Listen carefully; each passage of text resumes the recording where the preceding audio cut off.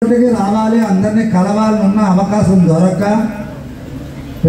భగవతి రామానుజుడికి పూర్వత్తాళ్వానం మొదలైండాన్ని ఎలాగో మా జీస్వామి వారు ఉన్నటువంటి రామానుజుల వారికి పూర్వత్తాళ్వారుగా మొదలైండానుగా మా అహోబిల జీస్వామి వారు, అలాగే దేవనాథ జీస్వామి వారు, అందరు జీస్వాములు ఉన్న శంకరచక్రదారులాగా వీరిని పంపిస్తున్నారు. అంటే కారణం ఏమిటంటే అందరూ స్వామి తరపున ఇప్పుడు మా అహోబిల స్వామి వారు వచ్చారని మేము ఎవరిని చూసుకుంటాం? అహోబిల స్వామి వారిని, మా జీస్వామి వారిని చూసుకుంటాం. వారి దగ్గర ఒక గొప్ప మాకు ఆనందం, వారి ఆచరణ మేము కూడా చేస్తూ ఉంటాం. అది గొప్ప. ఎప్పుడు కూడా అది మా స్వామిలో ఉండేటువంటి గొప్పదనం. చాలా సౌలభ్యమైన ఉంది స్వామి. ఎక్కడ కోపం ఉండదు, ఏముండదు, ఏముందో చక్కగా మాట్లాడి అభిమానిస్తారు. అన్నీ స్వామివారి యొక్క అనుగ్రహం పూర్తిగా వారిలో ఉంది. కాబట్టి ఎప్పుడైనా అంటే అహోబిల స్వామి దగ్గరికి మీరు వచ్చారా, చాలా మా స్వామి వచ్చారు అలానే కాదు. అంటే కష్టపడి నిజంగా మా అబ్బాయి రాత్రి తెల్లవారుగా 3:30కి వచ్చి నాన్న స్వామి కాళ్ళు వచ్చిపోయి ఎలా ఉన్నారో మీరు కంగారు పెట్టకండి, నేనేమంటాను రా మహాపాపం నేనంటే లేదు, కొంచెం కొవ్వురు కూడా ఫోన్ చేసి మీరు కంగారు పడకండి వస్తున్నారు స్వామిని అంటే ఎంత అలసిపోయి ఉంటారో ఒక్కసారి ఆలోచించండి. అటువంటి స్వామి అంత అలసట్లోనూ ఆనందం ఆయనలో చిరునవ్వు అంటే మిమ్మల్ని అందరినీ చూడటం చేద్దాం. దాన్ని అప్పగా మంగళాశాసనాల్ని పొందేటువంటి ఈ శుభ సందర్భంలో స్వామిని అనుగ్రహించవలసిందిగా ప్రార్థిస్తూ సర్వాపరాధాన్ క్షమస్వ.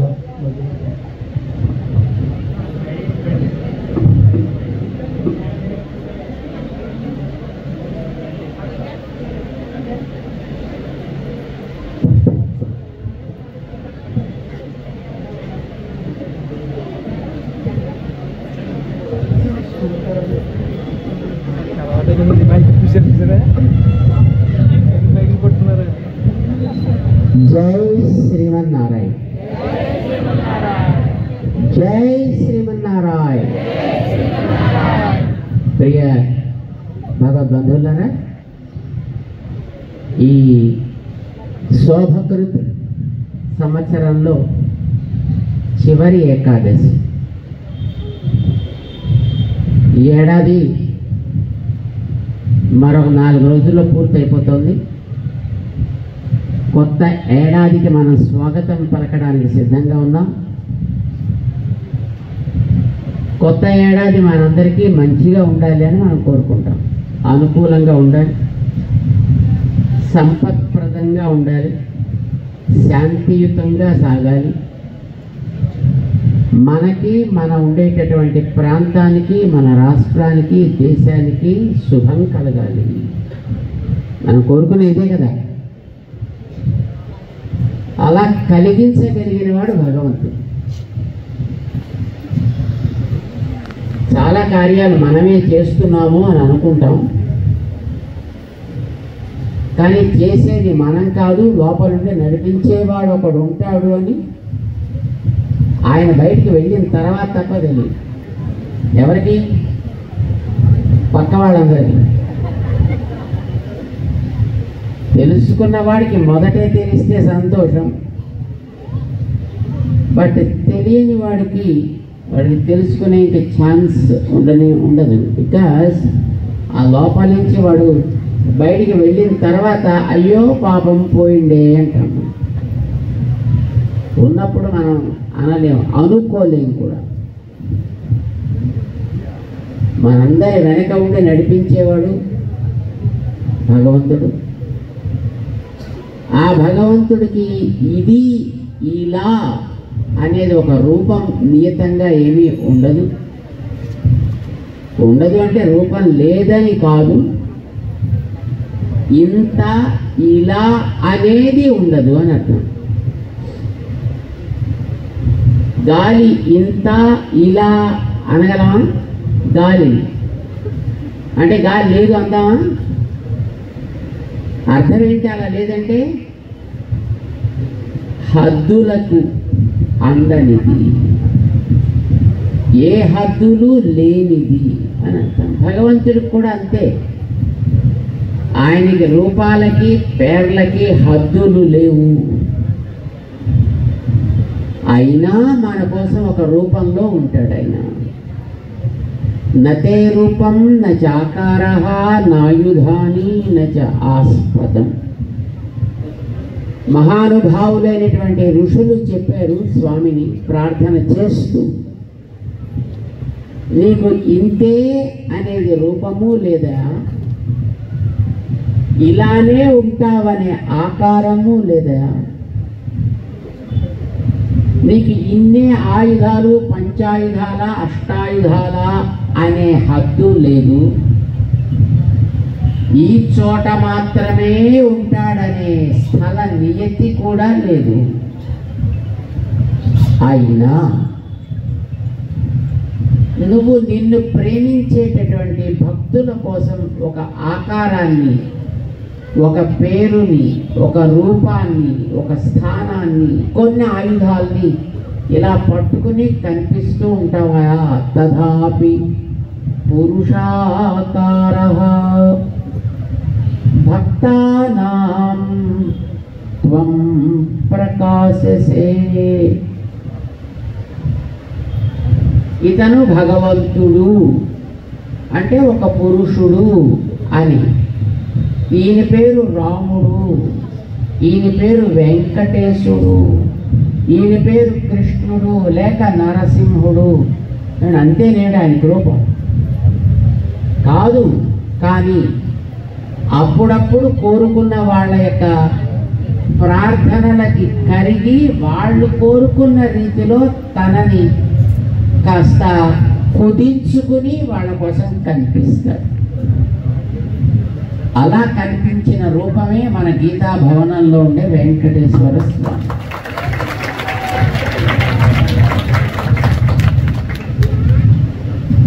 స్వామి వెంకటేశ్వరుడుగా వచ్చి ఇక్కడ ఆరాధన అందుకుంటుంటే భక్తుల కోసం వస్తాడు కనుక భక్త పరాధీనుడై ఉంటాడు ఆయన. అర్చక పరాధీన నిఖిల ఆత్మస్థితి అని అంటారు. ఆరాధన చేసే వ్యక్తి ఎలా ఉండమంటే అట్లా ఉంటాడు, అంతకే పరిమితమై ఉంటాడు. ఇక్కడ మన గీతా భవనంలో నువ్వు ఇలా ఉండాలయా అని మా కృష్ణ గారు చెబితే దానికి తగ్గట్టుగా సరేనండి అలానే ఉంటాను అని ఉండిపోయాడు. అలా ఉండమని చెప్పగలిగే వ్యక్తులు భక్తులు అవుతారంటే వాళ్ళకి తమ స్వామిని సర్వనియంతగా సర్వాధికుడిగా చూసుకోవాలి అని అనిపిస్తుంది. ఎప్పుడు మీకందరికీ మీ పిల్లల్ని ఎట్లా చూసుకోవాలనిపిస్తుంది? మా పిల్ల కంటే మా పిల్లోడు కంటే అందమైన వాడు ప్రపంచంలో మరి లేడు అన్నట్టుగా అనాలనిపిస్తుంది. పక్కవాడు అంటారు అలాగా. కానీ కాకి పిల్ల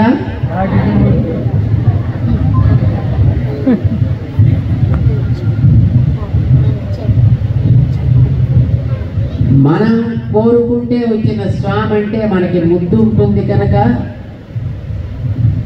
ఆయనకి ఎన్ని రకాల సేవలు చేయాలో అన్నీ చేయాలని. మన చిన్నపిల్లలకి 2 నెలలు 3 నెలలు వయస్సు ఉండేటప్పుడు ఉయ్యాలలో పడుకోబెట్టి స్నానం కాగానే వాడికి చేతులకి గ్లౌజులు వేసి కాళ్ళకి సాక్సులు తొడిగి తలకి క్యాప్ పెట్టి మెడకి టై కట్టి పౌడర్ రాసి ఆ ఉయ్యాల్లో పడుకోబెడితే వాడికి ఇదంతా తలకాయ నొప్పిలే అనిపిస్తుంది. హాయిగా సుఖంగా ఏమీ లేకుండా ఉయ్యాల్లో పడుకుంటే గాలి తగులుతూ సుఖంగా నిద్రపడుతుంది. ఎందుకు ఇలా నన్ను ఇబ్బంది పెడుతున్నారని అనిపిస్తూ ఉంటుంది పాప ఆ ఉయ్యాల్లో ఉండే పిల్లాడు. కానీ వాళ్ళ తల్లికి వాళ్ళ తండ్రికి ఆయనకి ఎన్ని రకాల సేవలు చేయాలో అన్ని రకాల సేవలు వాడికి ఇబ్బందో సుబ్బందో ఏదో అది, కానీ అది చెయ్యక తప్పదు. వాడు అంగీకరించి తీరాలి. అలా చూసుకుని ఆ ఫోటోలు తీసి జాగ్రత్త పెట్టి అబ్బా మా వాడండి అని వాడిని ఎప్పటికప్పుడు ముద్దాడుతూ వాడికి అన్ని రకాల సేవలు చేస్తూ ఆనందపడుతూ ఉంటారు. మా కృష్ణమాచారి అలాంటి వాడే. వాళ్ళ గీతా మందిరంలో ఉండే స్వామికి ఇందాక చర్చ చేశారు మా స్వామి. ఏంటిది, బలభద్ర వారిదా కృష్ణమాచార్యుదా ఎవరిది ఇది గీతా మందిరం అని? ఇది భగవంతుడు, ఆయనది కాదు వీళ్ళది కాదు, ఇది భగవంతుడు. భగవంతుడి కోసం ఒక వ్యవస్థని ఏర్పాటు చేశారు. ఆ చేసిన వ్యవస్థకి కొందరిని రక్షకులుగా, సంరక్షకులుగా పెట్టారు. ఆ సంరక్షకుల్లో మొదటివాడు ఈయన.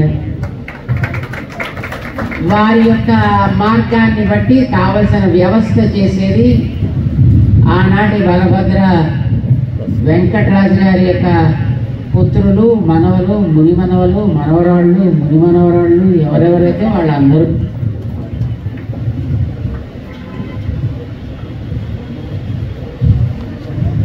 అంచేత మనకి ఇక్కడ ఇది ఒక అందమైనటువంటి వ్యవస్థను ఏర్పాటు చేసి పెట్టారు పెద్దవాళ్ళు. మనం దానికి ట్రస్టీలు, మనం దానికి సంరక్షకులు. None of us are owners. మనం దానికి ఓనర్స్ కాదు కదా. ఏదైనా ఒక సంస్థని ఏర్పాటు చేసినప్పుడు చేసేదాకానే చేసేవాడికి బాధ్యత. చేసిన తర్వాత వాడికి కూడా దాని మీద పెత్తనం చేసే అధికారం ఉండదు. సంరక్షణ చేసే అధికారం ఉంటుంది, సంవర్ధన చేసే అధికారం ఉంటుంది. మన గీతాభవనం కూడా ఆనాడు ఎప్పుడో సుమారు ఇప్పటికి 80 ఏళ్ళైందో ఇంకా పైన అయిందో, ఐ హ్యావ్ నో ఐడియా. ఎంతకాలం అయిందండి? 90 years. The great. 90 సంవత్సరాలకి పూర్వం ఇక్కడ ఒక మంచి సంస్థను ఏర్పాటు చేసి మా వెంకటాచార్య స్వామి వారిని ఇక్కడికి తీసుకొచ్చి దానికి సంరక్షకులుగా వారిని ఏర్పాటు చేసి వారి యొక్క నేతృత్వంలో ఇది మరింతగా సమాజ ఆధ్యాత్మిక సేవకి ఉపయోగపడాలి అనే ఒక మంచి సంకల్పంతో బలభద్ర వారు మీకు ఒక మంచి వ్యవస్థను ఏర్పాటు చేసి పెట్టారు. ఆ రోజుల్లో ఇది రాజవీధి. ఆ రోజుల్లో ఇవే రాజవీధులు. ఇదొక రాజవీధి, గుండువారి వీధి ఒక రాజవీధి, మన పక్కన ఉండేటటువంటి మార్కెట్ అంతా ఒక రాజవీధి. అప్పట్లో అది చాలా పెద్ద రాజస్సు, విశాలమైనటువంటి మార్గాలు. మరి ఇప్పటి స్థితిని చూస్తే మరి అదో చిన్న ఇరుకు సంత అయిపోయి కూర్చుంది. మరి ఏం చేద్దాం? మీరందరూ అంత బాగా పెరిగారు. ఆనాటి గీతాభవనం, ఆనాటి వెంకటాచార్య స్వామి వారు మాకు బాగా పరిచయం. ఎట్లా పరిచయం అంటే ప్రతిరోజు మేము అప్పుడప్పుడు, most of the times probably every day, లేదా 2 రోజులకు ఒకసారి 3 రోజులకు ఒకసారి మేము ఇక్కడికి వచ్చేవాళ్ళం. సాయంకాలం పూట వచ్చేవాళ్ళం. అప్పుడు ఇక్కడ స్వామివారి కింద మందిరంలో కాలక్షేపం చెప్తూ ఉండేవారు. చాలామంది ఈ ప్రాంతంలో ఉండేటటువంటి భక్త జనాలు, మహిళలు, పురుషులు కూడా వచ్చి స్వామివారి యొక్క ఆ సూక్తులని శ్రవణం చేస్తూ ఉండేవారు. మాకు అప్పటికి ఏం తెలియదు. కాసేపు ఏదైనా అక్కడ పక్కన కూర్చుని విందామన్నా అసలు చెప్పేది ఏంటో కూడా మాకు తెలియదు. కానీ వారు ఏదో చెప్తుండేవారు. వీరంతా కూడా ఆహా ఆహా ఆహా అని అలా ఆనందపు తరంగాల్లో ఓలలాడుతూ ఉండేవారు. తన్మయులయ్యి, తన్మయులు అంటే మెలకుతోటే సాయంకాలం కనుక అంతవరకే మాకు తెలుసు. అంటే సుమారు ఒక 70 సంవత్సరాల 80 సంవత్సరాల కృషి ఆ స్వామి ఇక్కడ చేస్తుంటే ఈ కుటుంబాలన్నీ వాళ్ళ నిన్నుకున్నటువంటి మార్గంలో, వాళ్ళు చేసేటటువంటి వ్యాపారాల్లో, వాళ్ళు చేసేటటువంటి సామాజిక సేవల్లో, ఇక్కడ కింద హాస్పిటల్ ఏదో నడుస్తూ ఉండేది, ఇప్పుడు కూడా ఉండేది.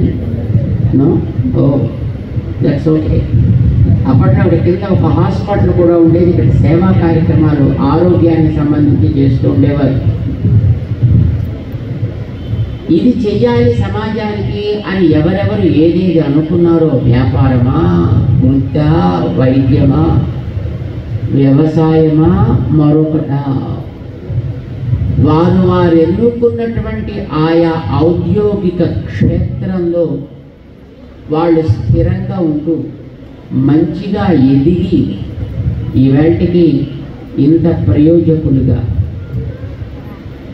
మీరందరూ తయారయ్యారు అంటే ఆనాడు మీలో ఉండేటటువంటి ఆ శ్రద్ధ అనేటటువంటి ఆ పలహారాన్ని ఈ గ్రద్దలో, ఆ కాకులో, మరొక నక్కలో, మరొక కుక్కలో తన్నుకు పోకుండా సురక్షితంగా ఉండేటట్లుగా ఒక కంచె కట్టి ఆధ్యాత్మికమైనటువంటి సంరక్షణ కలిగించిన మహనీయులు వెంకటాచార్య స్వామి వారు.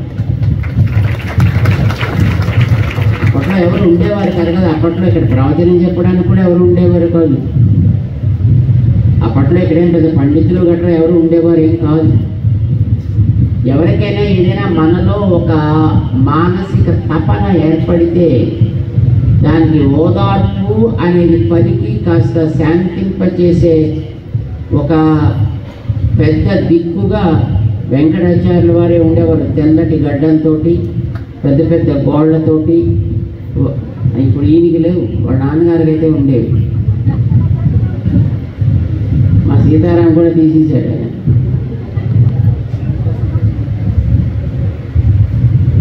అలాగా ఆయన అంతవరకే మాకు తెలుసు, కానీ వారు చేస్తుండే కృషి మాకు తెలిసినప్పట్లో మేము ఏదో లోకంలో ఉండేవాళ్ళం. మాకు పెద్ద ఇలాంటివన్నీ మాకు తెలియదు. మాకు దేవుడు దెయ్యం అవేమి కూడా పెద్దగా తెలియదు. కానీ ఈ ప్రాంతానికి ఒక దైవికమైనటువంటి రక్షణ ఇక్కడ ఉన్నది అనేది మాకు తెలుసు. అక్కడ రామానుజకోట ఉండేది. దాంట్లో రామానుజాచార్యులు గారని ఆయన ఉంటూ ఉండేవారు. ఇక్కడ వెంకటాచార్య స్వామి వారు వీరు ఉంటూ ఉండేవారు. అక్కడ ఆయన గాంధేయవాది. అక్కడ ఉండేటటువంటి రామానుజాచార్యులు గారు గాంధేయవాది. ఆయన చిన్న కద్దరగుండని ఒక గోచీలా కట్టుకుని పైన ఒక కండువా వేసుకుని ఆయన జరిపేటటువంటి లౌకిక కార్యక్రమాల్లో ఆయన ఇప్పుడు కూడా నిమగ్నమై ఉండేవారు. ఆయనకి ఇట్లాంటి ప్రవచనాలు అవి చేసే అలవాటు పెద్దగా ఉండేది కాదు. కానీ మన వెంకటాచార్య స్వామి వారికి సంప్రదాయము, ప్రవచనములు ఇవి అందరికీ కూడా అందిస్తూ అందరి తలలో నాలుకలా ఉంటూ ఉండేవారు అప్పట్లో. మేము గోపాలాచార్య స్వామి వారి దగ్గరికి తర్వాత ఏదో కాలానికి వచ్చాం. మేము చెప్పే మాట ఇది ఎప్పటికీ తెలిసినా ఎవరు కూడా పుట్టి ఉండరు. ఇప్పుడు ఉంటుంది ఎదురుకి. It was back in 1960s.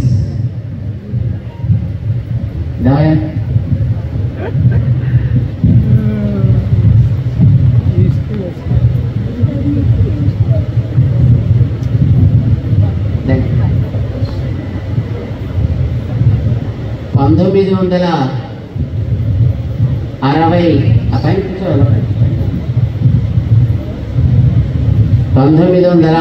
66, 7, 8 probably 69, 70, 71 ఆ కాలం సంగతి నేను మాట్లాడుతున్నాను. అప్పటికి ఇలా ఉండేవారు ఇక్కడ. అప్పటికి వీధంతా విశాలంగా ఉండేది. ఆనాటి వాళ్ళు వేసిన పునాది ఇవాటికి మనకు తెలియదు. బికాజ్ ఇప్పుడు మనం అంతా పెద్దవాళ్ళం అయిపోయి మనం ఏదైనా ఒక సన్నివేశాన్ని ఒక సందర్భాన్ని గురించి మాట్లాడితే ఈవాటి మన పరిస్థితిని చూసి మనం ఆలోచిస్తాం, కానీ అది తప్పండి. అలా ఆలోచించకూడదు. ఇప్పుడు ఆనాటి పరిస్థితి, అప్పటి వ్యక్తులు, అప్పటి చుట్టూ ఉండేటటువంటి కార్యకలాపాల దగ్గరికి మనం వెళ్ళాలి మానసికంగా, అప్పుడు ఆలోచించాలి.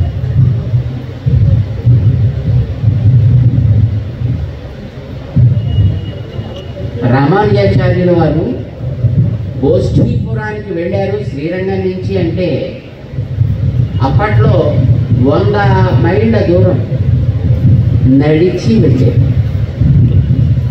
నడిచి వెళ్ళి నడిచి వచ్చేవారు. మనకేమనిపిస్తున్నాడు అది వింటుంటే, ఏం పిచ్చోడు కాకపోతే ఏం హాయిగా చక్కగా ఒక కారు వేసి వెళ్ళొస్తే సరిపోయేది కదా. అంటే ఇట్ ఈస్ ట్రూ, నిజమే. నువ్వు ఈవేళ ఉన్నావు కనుక నువ్వు ఈవేళ గురించి మాట్లాడుతున్నావు. బట్ ఆ వేళ పరిస్థితి ఏమి?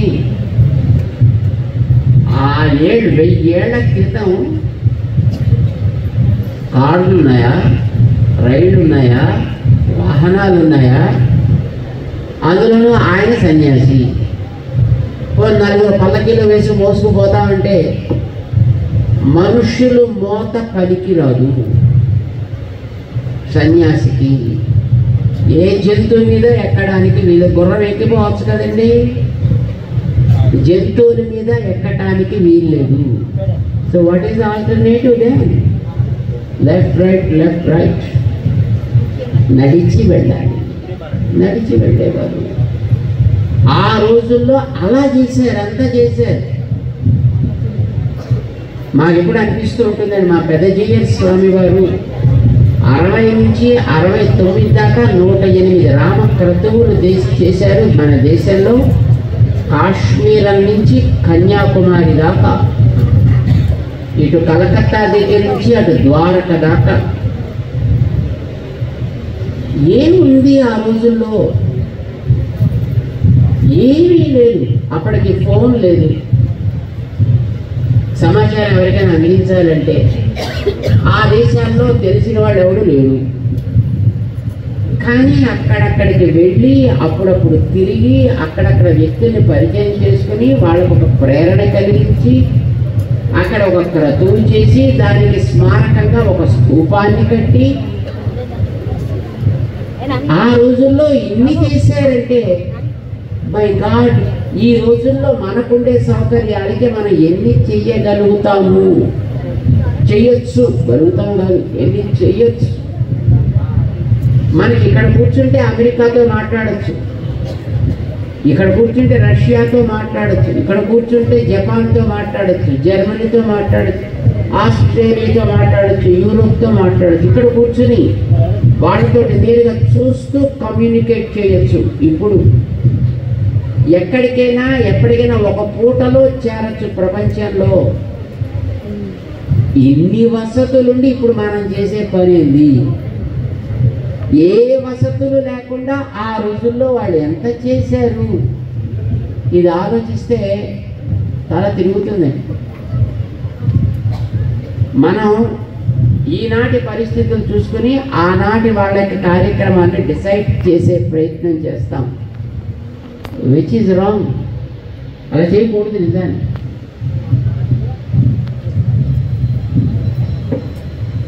ఆ రోజుల్లో మనం ఇక్కడ ఉండేటటువంటి మీ అందరి కుటుంబాల్లో కోసమే అనుకుంటా మీలో ప్రతి కుటుంబానికి వారు ఏదో రకంగా టచ్ చేశారు.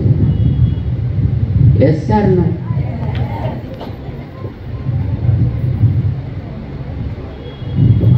సమాచరణం చేయడం అనేది దట్స్ డిఫరెంట్ థింగ్, అది కూడా అందులో ఒక భాగం. అది కానీ ప్రతి కుటుంబాన్ని ఏదో రకంగా పరామర్శించి వాళ్ళకు ఒక దైవిక మార్గం, వాళ్ళు చేసేటటువంటి వృత్తి, వాళ్ళు చేసే వ్యాపారం, వారు చేసే కార్యం, వాళ్ళు మంచిగా చేసుకోవడానికి కావలసినటువంటి ఒక చక్కటి పునాది, దానికి కేంద్రంగా ఏర్పరిచారు బలభద్ర వారు ఆ రోజుల్లో ఈ గీతా మందిరాన్ని. ఈ రోజుల్లో అంటే ఊళ్ళు పెరిగిపోయాయి కనుక, జనాభా అధికమైంది కనుక అప్పట్లో 3 కోట్ల మంది జనాభా, ఇప్పుడు 145 కోట్లు జనాభా ఈ దేశాన్ని. ఎక్కడ 3 కోట్లు, ఎక్కడ 140 కోట్లు. అయినా ఇప్పటికి కూడా దీన్ని వదలకుండా అటు వారి కొడుకులు, కుమారులు, వారి ఇప్పుడు లేకపోయినా వారి మనవలు, ముని మనవలు, వారి సోదరులు, వాళ్ళ పిల్లలు, అటు బలభద్ర వారి కుటుంబం నుంచి, ఇటు పురిహెళ్ళ వారి కుటుంబం నుంచి, వీరందరూ కూడా దీనికి ఆనాటి పెద్దలు ఆరంభం చేసినటువంటి ఒక దైవిక కార్యాన్ని, ఇదొక ఊట స్థానంగా, ఇదొక రక్షణ కేంద్రంగా, ఇది ఒక ఆశ్వాసన యోగ్యమైనటువంటి స్థానంగా ఉండాలి అని వాళ్ళు అనుకున్నారు.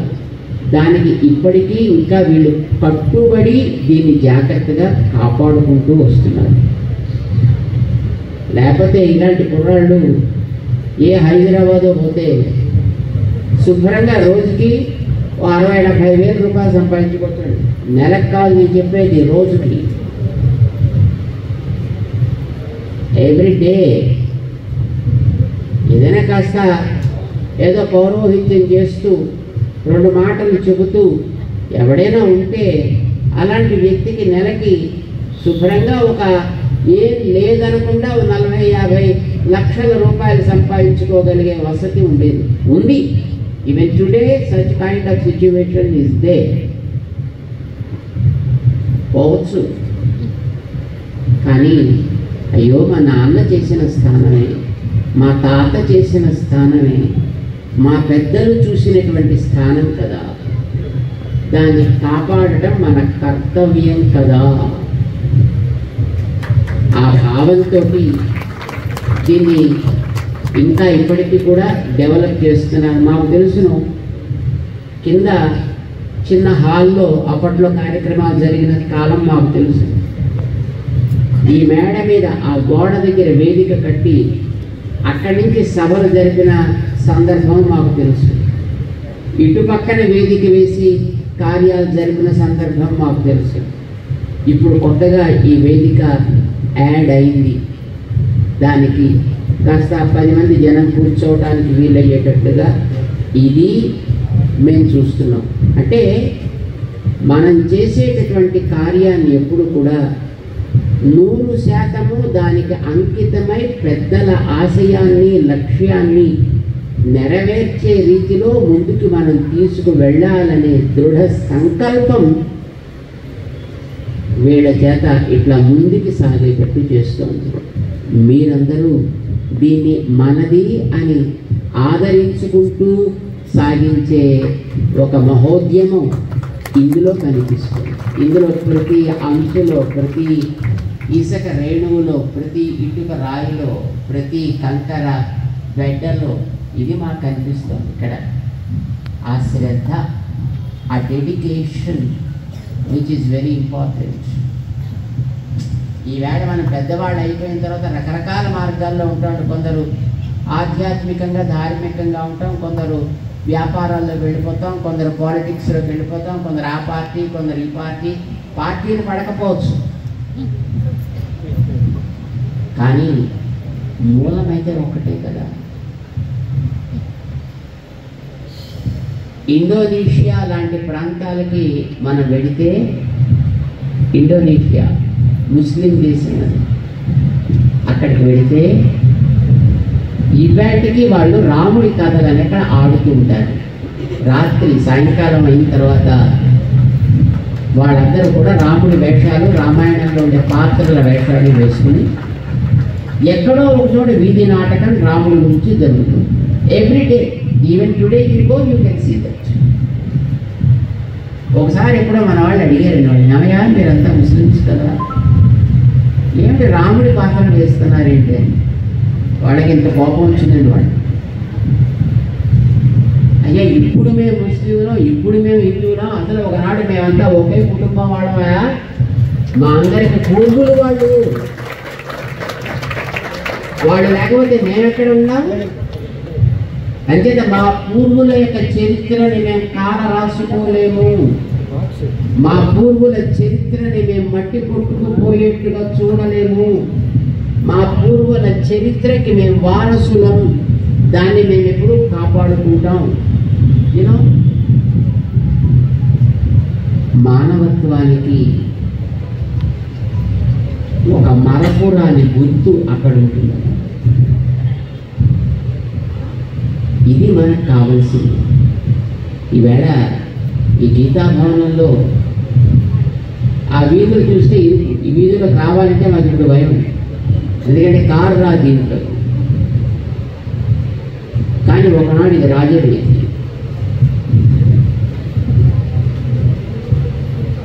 ఆనాటిని మనం జ్ఞాపకం పెట్టుకొని దీనికి ఉండేటటువంటి ఆ మాన్యుమెంటల్ వాల్యూ అంటాం, దాని ఉండే చారిత్రకమైనటువంటి ఒక విలువ, దాన్ని కాపాడటం అనేది మనందరికీ ప్రధాన లక్ష్యం కావాలి. మిగతావన్నీ మధ్యలో వస్తూ ఉంటాయి, పోతుంటాయి, వస్తుంటాయి, పోతుంటాయి. ఒక్కొక్కసారి పైసలు వస్తాయి, పోతాయి. ఒక్కొక్కసారి పదం వస్తుంది, పోతుంది. ఒకసారి కీర్తి వస్తుంది, పోతుంది. ఒక్కొక్కసారి 10 మంది పొగుడుతారు, ఒక్కొక్కసారి 10 మంది తెగడతారు. That's okay. ఏదొచ్చినా, ఏ విలువలు మన పునాదులో, ఆ విలువలని కాపాడుకోగలిగే స్థితి మనందరిలో ఉండాలి. ఈ గీతాభవనంలో కూర్చుంటే మాకు అది అనిపిస్తుంది.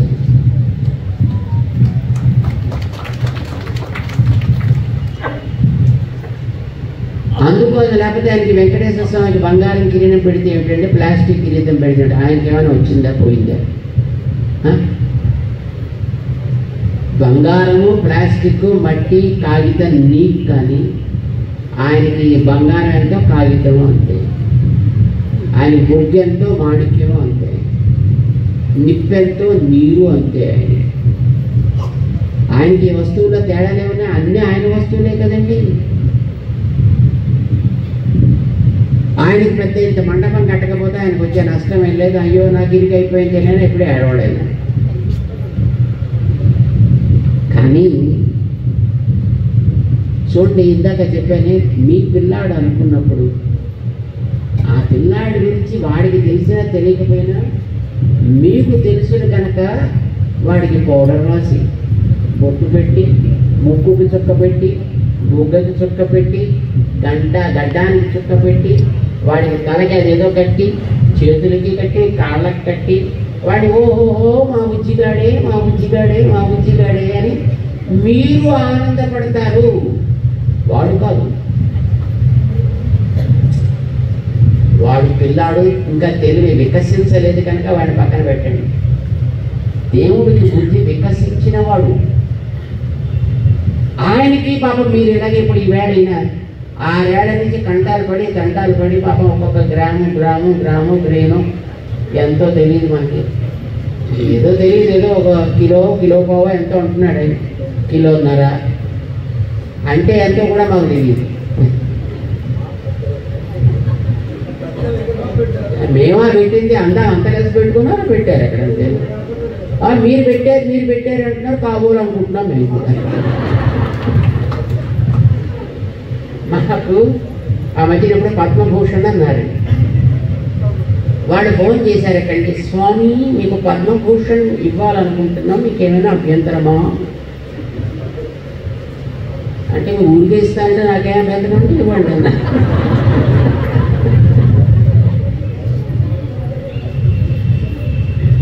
దానికి మేమేం చేయాలని, మీరేం చేయక్కర్లేదండి, మీరు ఊ అంటే చాలండి. ఊ 10 సార్లు అంటాను దానికి.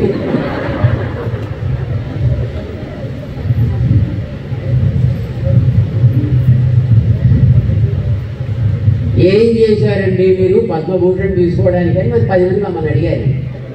మేమేం చేసామా? అదే మీరు పద్మభూషణ్ అంటారు, కాబోలు అనుకున్నాం. వద్దంటే మానేస్తాను దానికి.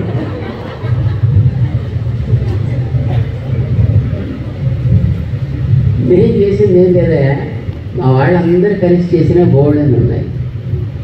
అంటే ఇది ఎవరికి మాకు కాదు, మా అనే పేరుతోటి చేసిన మా వాళ్ళందరికీ ఇది.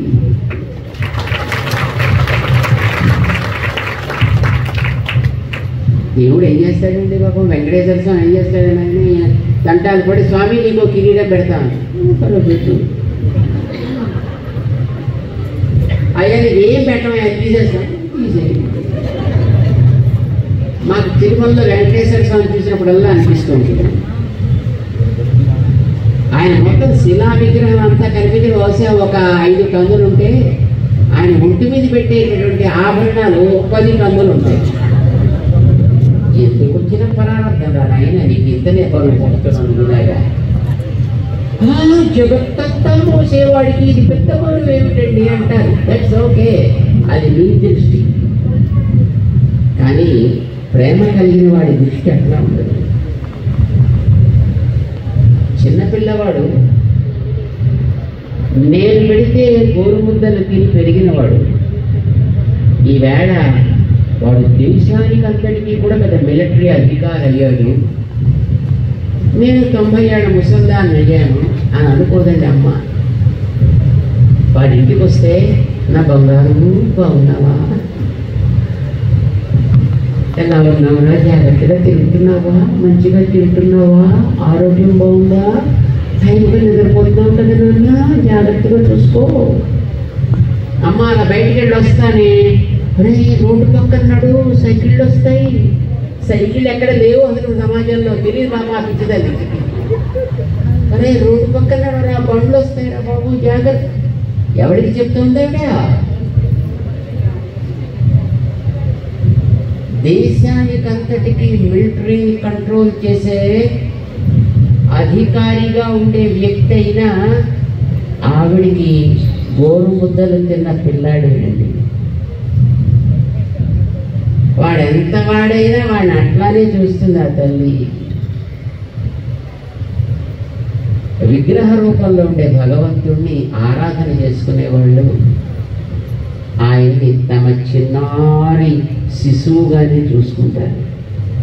ఆయనకు అన్ని అలంకారాలు చేయాలి, అన్ని సేవలు చేయాలి, అందంగా ఉండాలి. అది మా కృష్ణ గారి మనస్తత్వం.